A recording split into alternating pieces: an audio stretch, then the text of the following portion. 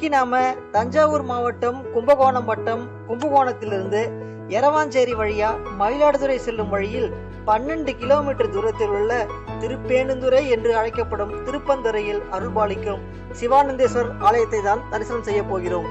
வாருங்கள், ஆலயத்தை நோக்கி பயணிப்போம். மங்கள தீர்த்தக்கரையின் எதிரே கிழக்கு நோக்கிய 3 நிலை ராஜகோபுரத்துடன் இவ்வாலயம் மிக சிறப்பாக அமைந்துள்ளது.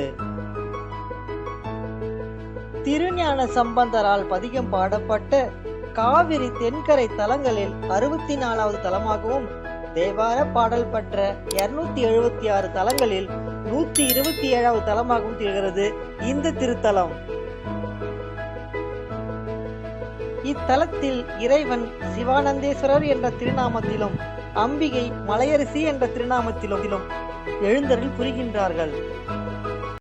பிரணவ மந்திரத்திற்கு பொருள் தெரியாத பிரம்மாவை முருகப்பெருமான் சிறையில் அடைத்ததால் முருகப்பெருமானுக்கு மனக்கவலை பற்றி கொண்டது. அவர் இங்கு வந்து வழிபட்டு மனக்கவலை முற்றிலும் நீங்க பெற்றார். எனவே இந்த திருத்தலம் மனக்கவலையை போக்கும் திருத்தலமாக திகழ்கின்றது.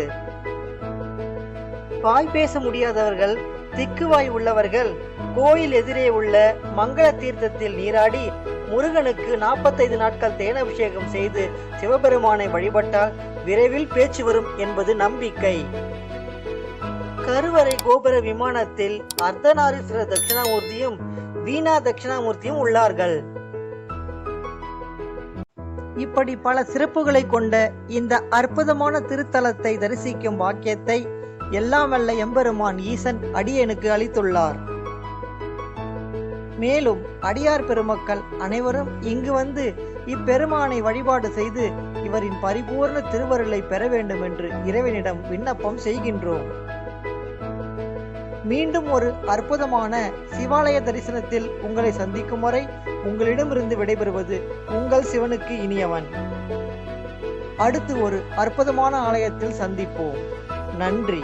திருச்சிற்றம்பலம், தில்லையம்பலம்.